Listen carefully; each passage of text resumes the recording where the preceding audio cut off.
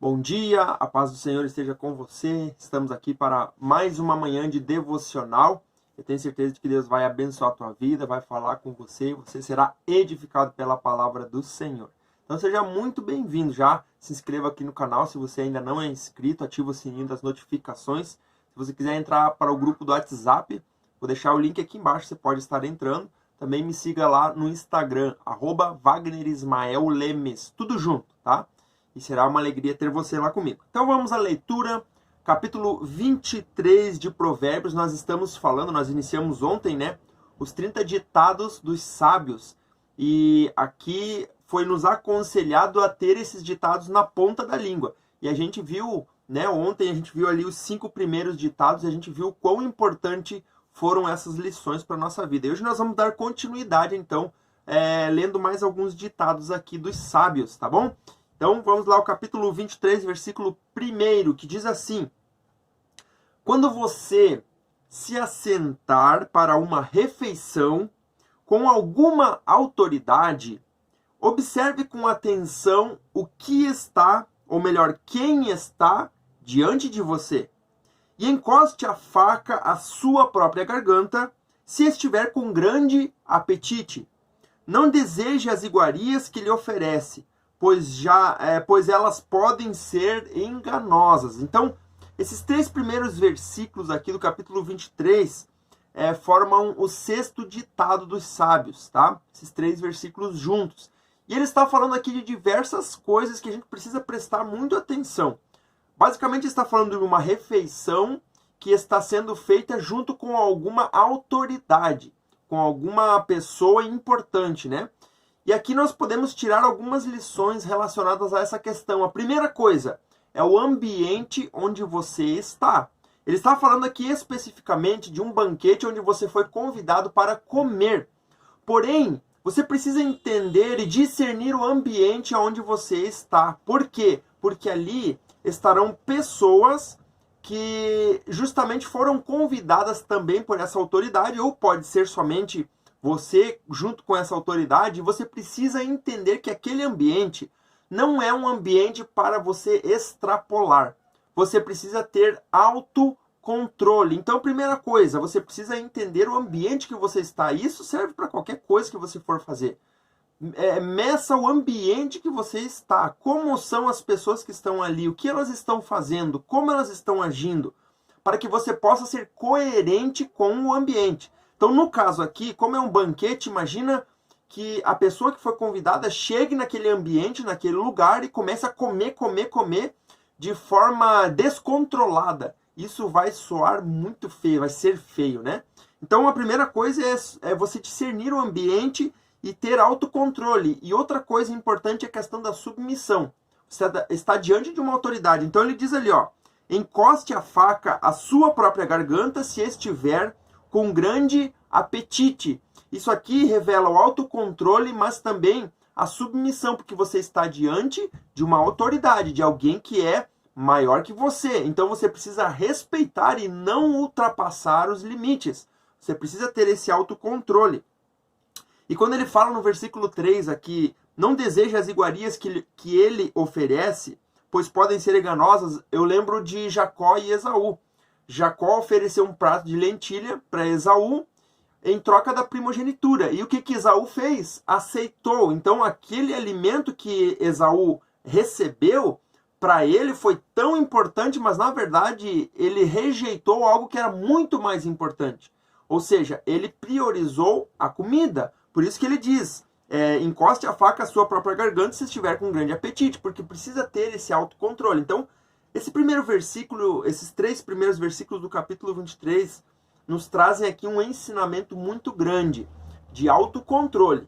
Você precisa ter autocontrole. Você precisa falar de forma comedida, não sair falando qualquer coisa. Você precisa comer. Isso aqui especificamente está falando quando você estiver em um banquete com alguém importante, não seja glutão, não seja exagerado, coma de forma moderada. Então, nós temos aí no 6º ditado, então, esse conselho. O 7º ditado, que é o versículo 4 e 5, diz assim: não esgote suas forças tentando ficar rico. Preste atenção nisso. Tenha bom senso. As riquezas desaparecem assim que você as contempla, elas criam asas. Precisamos entender algo muito importante. O nosso foco nunca, jamais, em hipótese alguma, deve ser a riqueza, tá? Embora é desejável e isso é bom que nós sejamos ricos, que a gente tenha dinheiro em abundância, mas a gente jamais deve buscar o dinheiro. Ele está dizendo aqui, não esgote suas forças tentando ficar rico. Sabe por quê? Porque quando a pessoa esgota suas forças buscando a riqueza, ela está priorizando a riqueza, enquanto que nós lemos no livro de Provérbios que o mais importante é buscar a sabedoria, porque através dela vem a riqueza lícita, a riqueza honesta, a riqueza duradoura. Aqui nós temos uma pessoa que está fazendo justamente o contrário. Ela busca a riqueza e, em primeiro lugar, a prioridade dela é buscar a riqueza. Quando ela consegue essa riqueza, evapora, some. Ela diz ali, né? Elas criam asas. Por quê? Porque quem busca a riqueza normalmente vai buscar de forma desonesta. Querendo ou não, a gente sabe que as pessoas que buscam o dinheiro em primeiro lugar, eles acabam sendo atropelados por tudo aquilo que é mal. E acabam sendo enrolados e muitas vezes acabam agindo da mesma forma do que os homens maus, os homens desonestos. Então, quando você busca a sabedoria antes da riqueza, você entende o propósito do teu dinheiro, da tua riqueza, você será generoso, você ajudará pessoas. É muito diferente do que aquela pessoa que busca o dinheiro antes de qualquer outra coisa. O dinheiro vai sumir. E aí, é por isso que muitas pessoas, hoje que você vê, trabalho, exageradamente buscando dinheiro, mas esquece que é só buscar sabedoria. E automaticamente o dinheiro vai vir atrás. Né? Parece uma mágica, não é mágica. Isso não é verdade. Não entenda isso como se fosse um passe de mágica, não.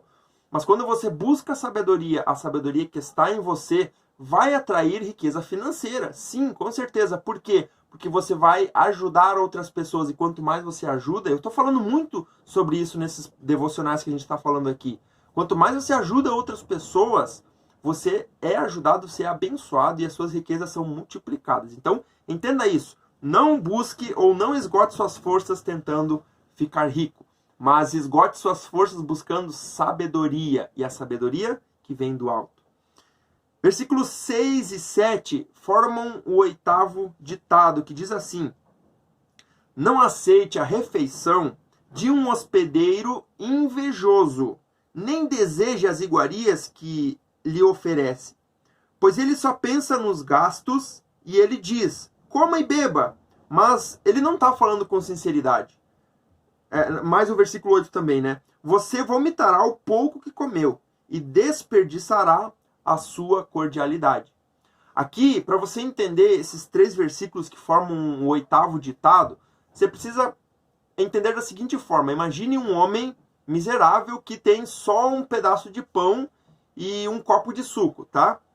E ele convida alguém que tem muito dinheiro, que tem muito alimento dentro de casa. E ele faz o quê? Eu vou convidar essa pessoa para comer a metade do meu pão, que é o único pão que eu tenho, e tomar esse pouco de suco. Por quê? Porque ele quer enredar essa pessoa. Ele quer envolver essa pessoa para quê? Para que essa pessoa então fique devendo favores a ele. Você consegue compreender o que esse versículo está querendo dizer? E quando você cai nessa armadilha sem ter discernimento, você acaba então sendo envolvido por esse homem que está dizendo aqui, ó, um homem é um hospedeiro invejoso. Então ele está dizendo ali que você vomitará o pouco que comeu e desperdiçará a sua cordialidade. Então tem muitas pessoas que agem assim. Tem muitas pessoas que agem dessa forma. É aquele tipo de pessoa que quer, entre aspas, dar na cara do outro, dar nos dedos, como a gente fala aqui no português, né? Ah, vou te convidar, você tem muito, né? Mas eu vou te convidar só para você vir aqui comer o pouco que eu tenho, para você ver o que eu tenho aqui. Mas ele não está fazendo isso por amor, por generosidade. Embora pareça, mas é uma falsidade, é uma hipocrisia que essa pessoa está fazendo, né? Então, se você for inteligente, se você for sábio, você não vai cair nessa armadilha, que está aqui então no ditado 8. O versículo 10 e 11 formam, aliás, o 9 fala do ditado 9, que é o seguinte: não vale a pena conversar com o tolo, pois ele despreza a sabedoria daquilo que você fala. Então, você vai conversar com alguém, você vê que aquela pessoa é irredutível, ela não quer ouvir a verdade, ela não quer sabedoria, não gaste seu tempo com essa pessoa. A realidade é essa. Às vezes a gente fica batendo boca com pessoas que não vão levar a gente a lugar nenhum, não vão edificar a nossa vida e não querem adquirir sabedoria. Rejeita essas pessoas. Você precisa, a gente falou ontem a respeito do dizer não. A gente precisa aprender a dizer não. Para muitas pessoas, inclusive amigos, você precisa aprender a dizer não. Por quê? Porque você está consumindo as suas forças, as suas energias com pessoas que não vale a pena. Então você precisa discernir muito bem. Essa pessoa quer realmente crescer? Como a gente fala muito do pobre, né? Aquele pobre preguiçoso.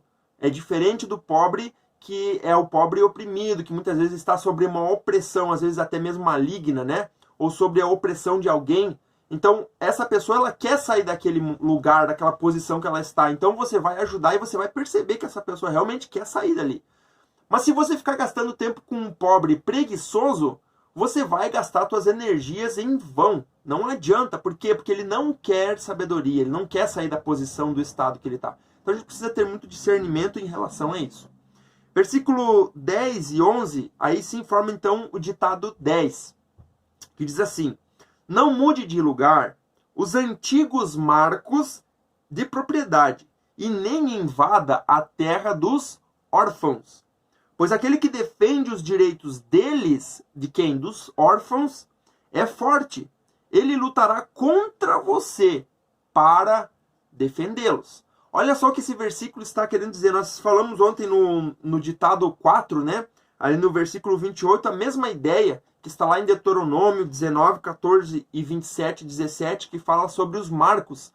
Os marcos nada mais são do que limites de propriedades. Então, até aqui vai minha propriedade, daqui para lá vai a propriedade do meu vizinho. E quando aqui está falando terra dos órfãos, os órfãos são protegidos por Deus. Os órfãos têm essa proteção particular do próprio Deus por eles estarem nessa situação. E principalmente nos tempos antigos, os órfãos eles eram desprezados porque eles não tinham ninguém por eles. Então o próprio Deus lutava por eles. E quando havia alguém, quando a gente falou ali sobre os marcos, né? Então é como se você tivesse um terreno e alguém passasse da tua divisa e tomasse um pedaço do teu terreno. E isso aqui era um grande problema para quem agisse assim, porque o próprio Deus iria lutar, como está dizendo aqui, ele lutará contra você para defendê-los. Então a gente precisa respeitar os nossos limites. Até onde vai o meu limite? O meu limite vai até onde começa o limite da outra pessoa, ou do teu amigo, do teu vizinho, né, do teu familiar. Então a gente precisa entender muito bem isso. Amém? Graças a Deus. Que Deus abençoe tua vida. Vamos orar nessa manhã e agradecer ao nosso Deus. Feche teus olhos se possível e oremos. Pai, obrigado pela tua palavra poderosa que fala conosco. Tu é fiel, tu é justo, santo e poderoso, Pai. E eu quero pedir a ti, Senhor, que tu venha nos dar essa sabedoria, esse discernimento, Senhor, na forma como nós agimos, pensamos, ó Deus, que nós possamos te agradar, Senhor, em todas as nossas decisões, na nossa conduta, nosso comportamento, Pai. Que a gente possa, Senhor, realmente viver uma vida que agrade a Ti. Muito obrigado, Senhor, por esse dia, por essa palavra que nós lemos. Eu sei, Pai, que essas palavras têm falado ao nosso coração, porque a Tua palavra diz que a Bíblia, ela contém palavras que não voltam vazias, mas elas fazem aquilo que tem que fazer. E eu tenho certeza de que estamos sendo abençoados por essas palavras. Por isso, continua manifestando Tua graça no nosso coração e na nossa mente. Em nome de Jesus. Amém e amém.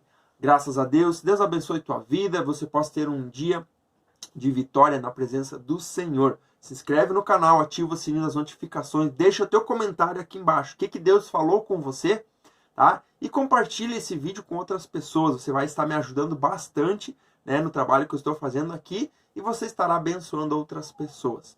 Tá bom? E amanhã estaremos aqui novamente a partir das 6 horas. Eu espero você. Até lá, que Deus abençoe.